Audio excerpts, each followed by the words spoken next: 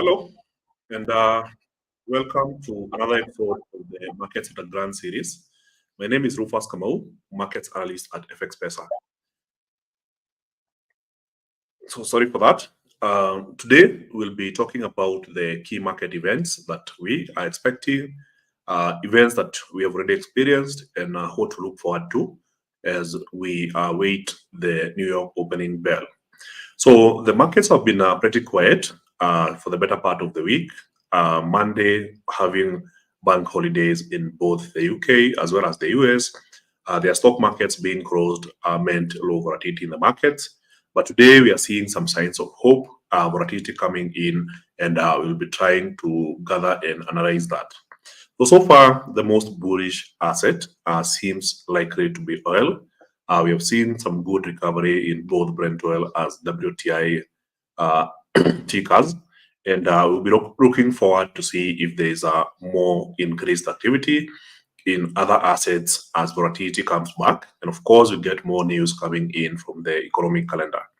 So speaking of the economic calendar, I'll be jumping right into it. Try to understand what are the key market events, how could these events impact the markets. And then we dive into the title of the presentation, which is trading gold as well as the Nasdaq 100 index ahead of the New York Open. So before I dive into the economic calendar, I should issue a disclaimer here that this session is purely educational. It's not a recommendation to trade, and it is not in any way investment advice. So you should always do your own research and, of course, practice proper risk management.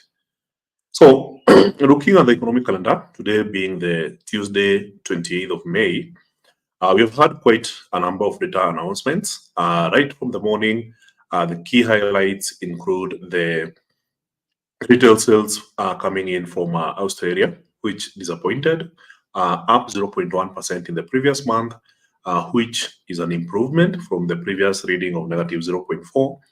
Then it was lower than the forecast of 0.3%. So the services PPI, or producer price index for Japan, was 2.8%, a surprising increase into the price of services that are basically supplied to big manufacturers.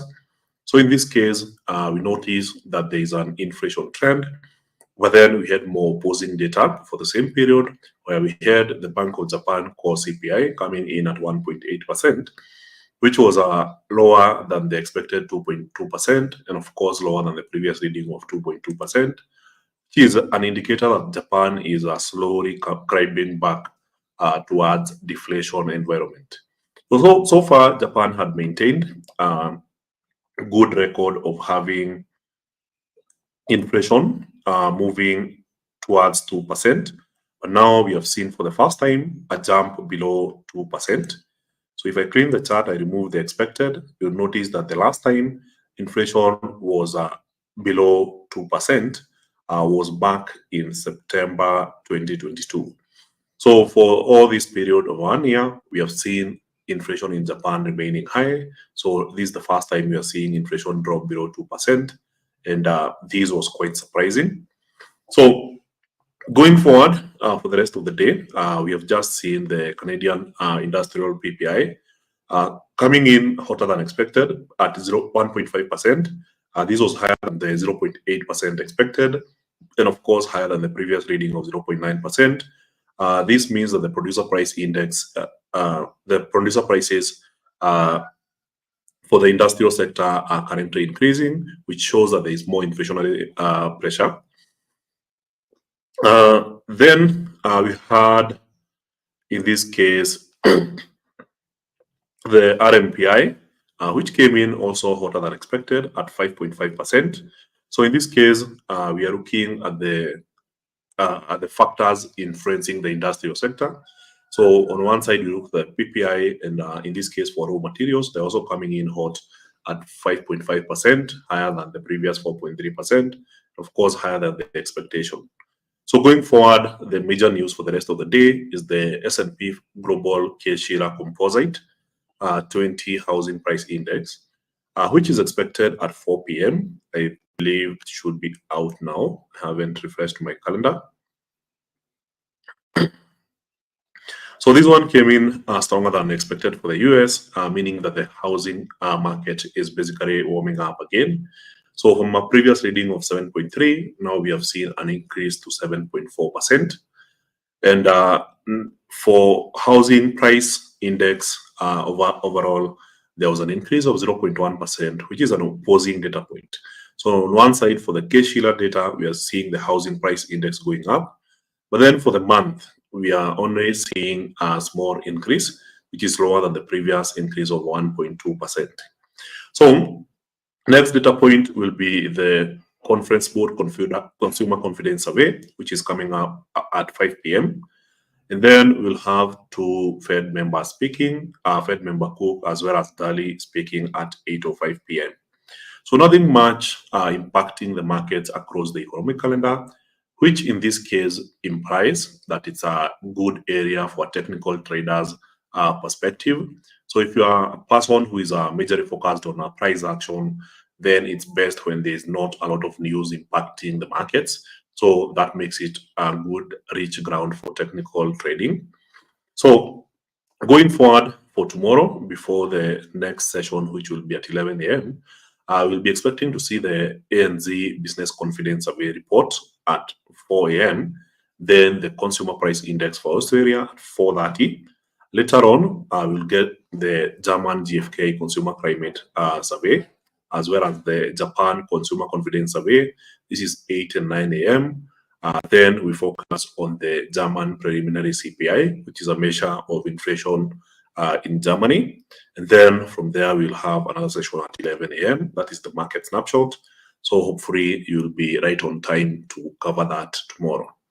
So among other highlights in the market includes the price of gold suddenly bouncing. So we'll be looking at that later.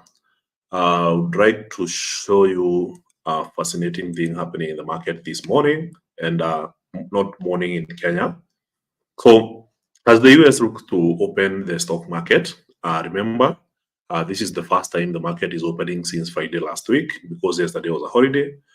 We've had some increased market activity on GameStop shares, where in pre-market trading, the shares increased by $4.78, which represented 25.16% rally.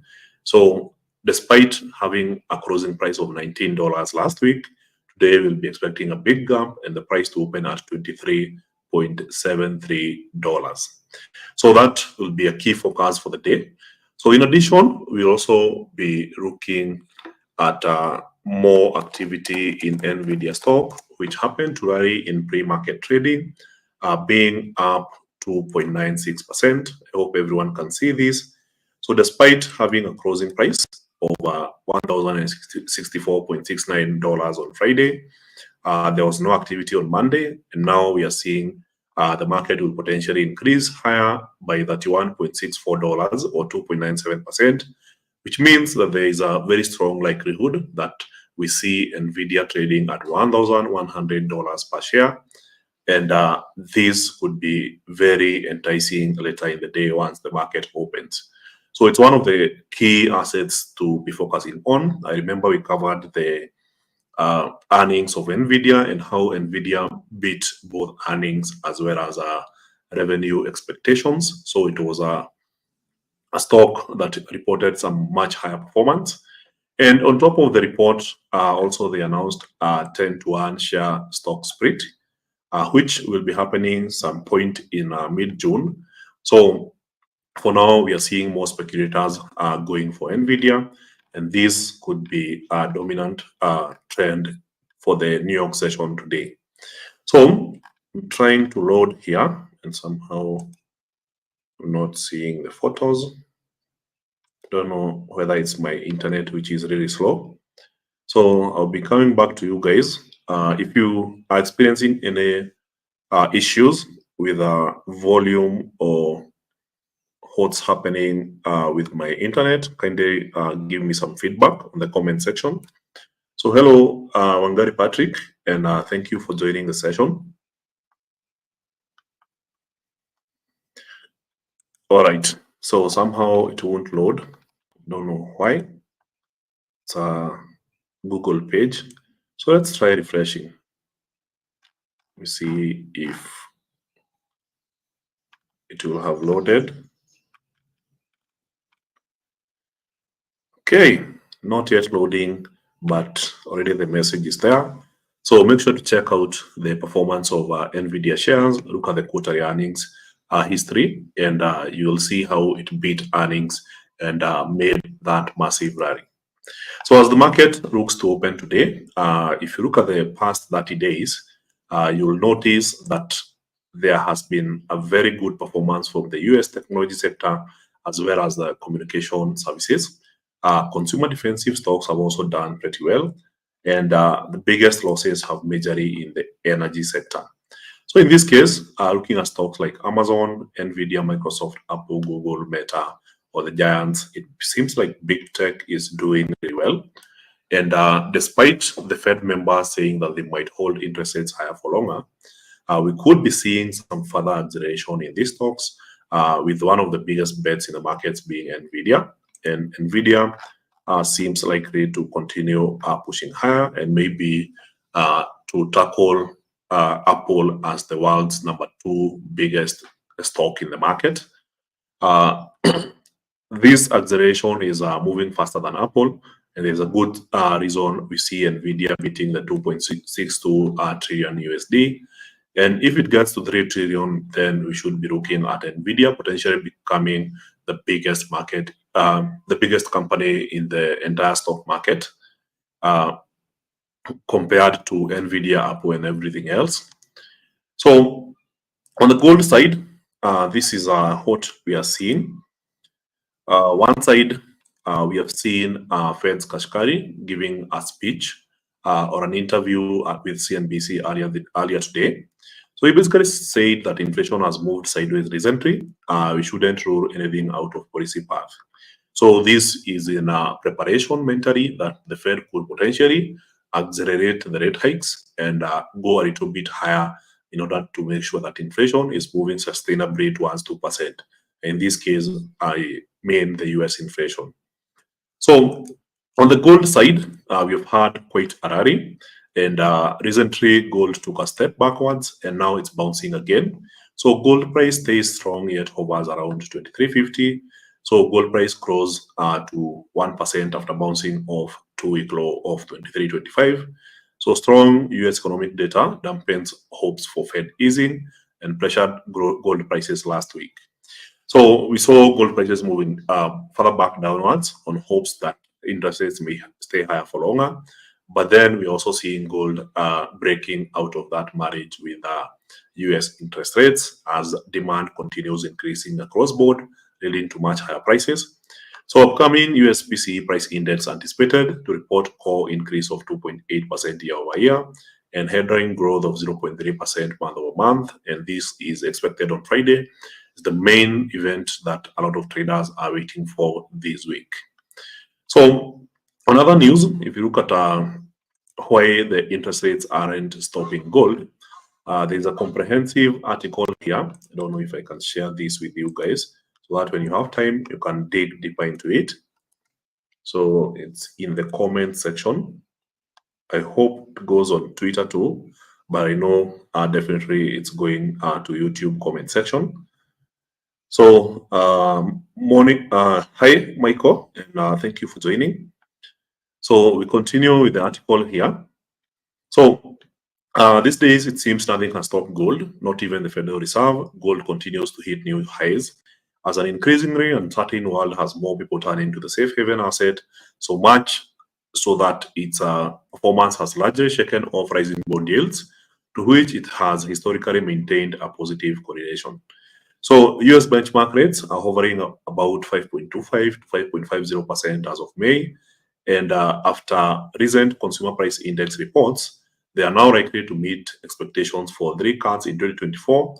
The first such cut was initially forecast to happen in June, but the FedWatch tool by CME Group is now indicating that the cut might happen in September. So there is more content about gold, counter trend, gold and rates. We have seen gold remains reliable with the returns we have seen. So very strong correlation with silver also.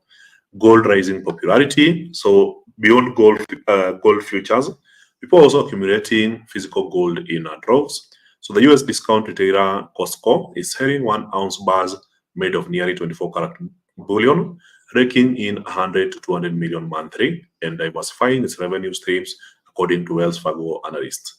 So the bars, which feature intricate designs of the Lady Fortuna goddess of good fortune, are being sold for around $2,000 each.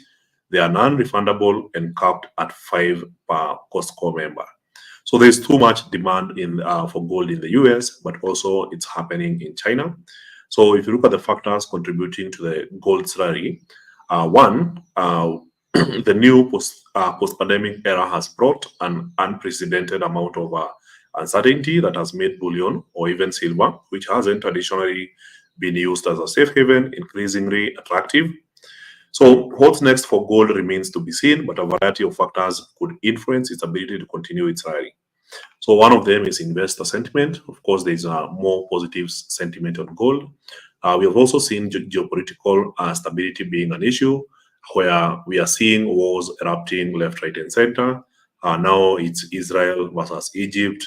The other day, Israel Hamas, Israel Iran. We have seen, in this case, the war between Russia and Ukraine continue. And as long as these more and more wars continue adding uncertainty in the markets, you'll find more investors looking for exposure in a safe haven asset. And in this case, it includes gold, but also you could consider silver among other assets. So that's the key highlights for the day. And now we jump on to some technical analysis and try to understand where the markets might be headed next. So if you have any questions, feel free to type that in the live comment section, and I'll be responding to that as we approach the end. So I can already see one question here. The dollar index has been weak for the last 3 days. Is this driven by the recent inactivity by the US market? In the long run, do we expect it strengthening steadily? It's a good question. I'll be answering that as we progress. So let's get into the MetaTrader 5 trading application. So this is MT5 app, and the very first chart that graces our faces is the chart of gold making a run from the recent low. So we are potentially looking at the third straight days of gold prices recovery. So last week we had projected that after gold breaks this pattern here, which was more of a falling wedge, then we should expect the price to drop to this area. And if it breaks here, then to get to this area. It played out as expected. This area was a previous support, and this area was a previous resistance. So there was no much demand to hold gold at this level. So price dropped all the way down to below 23.30.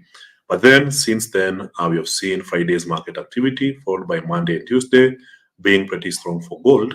And now in the short run, for anyone looking to intraday trading, then a nice target should be at 23.78. Before we judge whether the price will break here and head straight higher to potentially 2400 price level. So for now, as we look at the New York Open, I expect to see gold accelerating this move to 23.78. And if this keeps going, then the next target becomes 2400. So in this case, we have seen across different periods gold behaving in a manner that is quite predictable. So we have seen these impact and consolidation zones being pretty easy to track. So if you go to recent history, you'll notice the same kind of pattern. So in this case, if you happen to see something like a triangle in gold, an example, we have this triangle here. So I'll try to highlight it for you. We have seen this kind of price action being pretty common in gold. So you see a triangle, and then the price of gold makes a break. So in this case, we had a pullback and then a continuation. So price pulls back to the triangle and then eventually makes a big leg upwards. So this was the most recent swing opportunity. And now we saw another triangle of type wedge. So gold managed to break and headed straight to the previous support. And now what we are witnessing here is a slow climb as gold looks to recover from the sell-off we saw 2 weeks ago. So in this case, there's a good chance we continue seeing another formation being achieved. But now for the last 3 days, it's pretty easy to identify that this was a pretty strong support, and gold is pushing towards the previous high. So even if you use a smaller time frame, in this case, I'll try and use the 15 minutes chart. Then you notice something here of the bottoms between the last 3 days. So it seems that this is the likely support that we are seeing in gold, and the highs we have seen of the last 3 days also indicate that we in a bullish channel, which is a reversal from what you are seeing a week ago. So potentially we could be seeing the market changing direction and heading for new highs. So that's it with gold. I think now we can look at the other asset we mentioned, which is the US Tech 100. So for the US Tech 100, we had a big sell-off happening last week before the market made a strong recovery on Friday. Then Monday, Tuesday has been slow climb towards the previous high as the Nasdaq looks to trade in a new all-time high. So to give you an idea of how it looks like, it's a very strong trend on the daily time frame. And what we are seeing here is a market that is forming day after day gains. And if you look at the price action that we saw here, it was indicative of a very strong entry by sellers, which anyone who is a technical price action trader would expect to continue further downwards. But then in the following day, the market completely overturned the performance of that day. So on Friday, a very strong green candle. Then on Monday, further upside. And now we are yet to get the price action we saw on Thursday last week. So it seems likely that the market is now looking to make that move and complete the journey to get to that last week's high and potentially form a new all-time high above 18,948.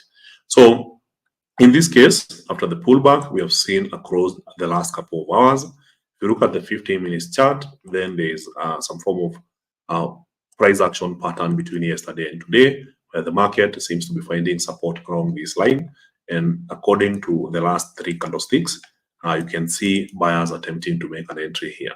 So the real question is, do we need the New York opening price volumes to drive the Nasdaq into a new all-time high?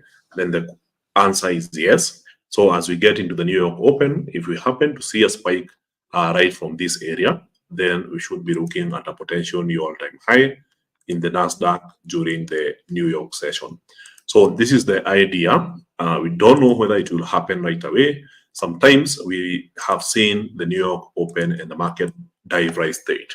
So that's why you have to wait for the open. And of course, if we see the market playing games, sometimes we know that game, market goes down, triggers the trader to go for a sell, and then eventually gets back up. So that could also play out. So it's a matter of wait and see. And once you see the direction that the New York Open is taking, then it might define the direction for the rest of the day. So just to give you an idea, if you look at the price action yesterday, market started with a big sell, made an attempt to recovery, moved sideways during the London session, and look what happens during the New York Open. Market bounces high and makes that final move. So that could also play out today. If you look at the day before yesterday, then the market had a pretty slow Asian as well as London session, and then after the market opened, there was a lot of noise. Eventually, a pretty clear direction in the Nasdaq index. So we could be seeing something similar happening. So just be patient and watch what the price action tells you. Then that could present you with an opportunity. So Bitcoin is managing to make a nice bouncing point. So after breaking our trend line here yesterday, it traded slightly touched $70,000, $70,645, then pulled all the way back down, and now we are back to trading using this lower trend line, which could be the basis of a support area, and we could be seeing a rally, especially if there is a corresponding rally in US equities. So I'll be taking it a little bit faster on the other assets. Remember, the focus for today was gold as well as the Nasdaq. So We are seeing the Euro USD made the break eventually, and today has been pretty impressive. So we are yet to hit the target. So there's still room for more upside to 1.08938, which was the previous high. USD trading against the Swiss franc is trading at a critical juncture. So after eventually breaking out of the two trend lines we were monitoring here, we have seen the acceleration of price all the way down. But then upon hitting this area, we are seeing the market struggling to break. And the main reason it's struggling to break, you can see the long tails on these two candlesticks, indicating that there is a rejection of lower prices, but we are not seeing the buyers winning. Buyers winning would potentially be something like a pretty strong acceleration in price, but then it's a wait and see whether the market will be finding support here. We're also looking at pound USD cruising into new highs. So this was the beginning of a new leg in pound USD. So after failing to break and keep going downwards, we got back to the pattern, broke out yesterday, and today we are seeing further acceleration in price. And now if we look to the left, then we know that if the market persists the momentum beyond this area here, then the idea is now to look into the previous high here, around 1.28939. So we saw this happening here, the market breaking all these trend lines, eventually pulling back and then making this acceleration. And as usual, we know that if the market breaks such an upper trend line in this pattern, then the likely targets is usually the top of the pattern. So you expect price to now accelerate, change the trend, and move towards the previous high. So New Zealand USD also completing the journey. So yesterday we were speculating that the price would rally and eventually get to this point. It superseded that area. So from what we saw as the price action towards the end of the day, was the market making some further rally, which was a breakout, pulling back for a retest, and then a continuation here. So it's clearly a book pattern, and in this case, in trying to estimate the acceleration here, we can judge by the previous price levels. So we have had this previous high, and now if the market manages to break 0.617, then the target remains all the way up. So in this case, 0.62157, following the breakout of this trend line, pullback and continuation as we have seen in pound USD. So New Zealand USD making a good rally. USD card, we mentioned that the daily chart was a pretty easy interpretation after seeing the bearish engulfing here yesterday. So now you can see the dollar continuing to be weak and the market heading straight for the previous low. So target still remains 1.35890. So AUD USD, here we have had some bearish momentum inside the channel. Eventually we got a break yesterday. So as per the analysis yesterday was that if the break happens and we see price moving higher, then we go for bullish positions. And of course, as I've mentioned, in this kind of chart formations, you follow the previous high. So in this case, the beginning of the pattern is here. This is where the trend line starts. So in this case, an acceleration higher would imply that the price could be headed here, 0.67081. And some of the things we need to consider are the news in the economic calendar. So if we happen, for instance, to see speeches from Fed members strengthening the dollar, we could be seeing these reversals happening prematurely. So as I've mentioned in the start of this session, we are expecting two speeches from two FOMC members later in the day. So if they have comments that are positively impacting the markets and strong let's say strengthening the dollar, then in this case these trends could reverse prematurely without hitting their targets. So USD JPY, we mentioned we are waiting for this breakout, but somehow the market has maintained this momentum for the last 3 days, and now the market is trapped in this flag. So unless you're scalping on this one, we don't have a major move outside these two. So if you go to the 1 hour chart, it's not a big range to trade inside. So in this case, the market is just flatlining, waiting for the next thing to stimulate activity. It could be a BOJ currency intervention, and at the same time, it could also be the Friday's PCE price index, which historically has impacted the dollar activity. So in this case, we could be waiting for either of those things to give the next momentum in the market. So silver still making the big move. So after breaking out of this triangle, we have seen very strong acceleration yesterday, a pullback here, and now some further acceleration. And of course, the target is still the same. Now from this bottom here, we expect the price to at least get to this target, previous high of $32.5. So gold, we already analyzed. For Brent oil, we already know that after the bottom here, we are up over 3.5%. Today being the third day in the rally, you can see there was a breakout of this point retest, which was a previous high here. And now the market is accelerating higher, and the next target is all the way up on the upper trend line, so around 84.146. So now we are on the second part of this leg towards $84.146 per barrel. So that's it for the day. Thank you very much, guys. Thank you for your time.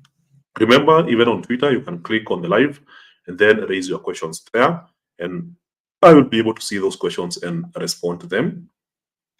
So first question I'm responding to here, the dollar index has been weak for the last 3 days. Is this driven by recent market activity by the US market? In the long run, do we expect it to strengthen steadily? So the thing is, if you compare the dollar against the top 6 other major currencies, you'll notice that these economies are achieving their inflation goals faster than the US. And this could mean that rates stay higher for longer in the US compared to these other economies, which is a likely booster to dollar bullishness. So in this case, yes, we are seeing the seasonality of the dollar swinging back downwards. But then at some point, we expect to see the dollar recovering, especially after the core PCE price index on Friday. So if the core PCE price index comes in, let's say, above 2.8%, then we should be seeing the dollar index making a strong recovery. So this move downwards could be a preparation for the outcome that might happen on Friday. So make sure to be prepared to see some good volatility this Friday. So on gold news, I don't think there's any major news impacting gold in the market. So it's purely technical analysis, and the fundamentals are indicating further bullishness as demand continues from both sides, east and west, from the US as well as from China, and this is driving prices higher. So we could be seeing some further recovery from what happened last week. So hello, Anthony. Hello, Lamik Bure. Thank you guys for joining. So the last question I'm seeing here, can you be profitable using trend lines with some support and resistance only? So as I've always insisted, if you checked out the Novice to Pro series, it's all about understanding price action. So you need to understand what the candlesticks are telling you, what is the price action behind it, correlate one candlestick to another, as well as different levels. And then once you understand this, then understand what is driving these prices. So once you understand your fundamental analysis, then you can easily project these price levels, and hopefully you get to make more winning than losing trades. And yes, you can be profitable using trend lines and some support and resistance only, especially if you understand the price action behind it, the theory, as well as the fundamentals that are driving these prices. So that's it for the day. Thank you very much, guys, and I hope to see you on the next session. So make sure to sign up for a trading account using the links in the description below. And on top of that, if you're just beginning your trading journey, there's a free course available on the FX Pesa YouTube channel. It's called Novice to Pro. It will help you understand some of these key concepts, especially if you are meeting these concepts for the first time. So we have a new episode on the Bullish Banter podcast. Make sure to check the Bullish Banter podcast on all streaming platforms, that is podcast streaming platforms. Of course, for the Financially Incorrect podcast, we also have a new episode. Make sure to check it out. And that's it for the day. See you then. I hope you have a successful New York trading session.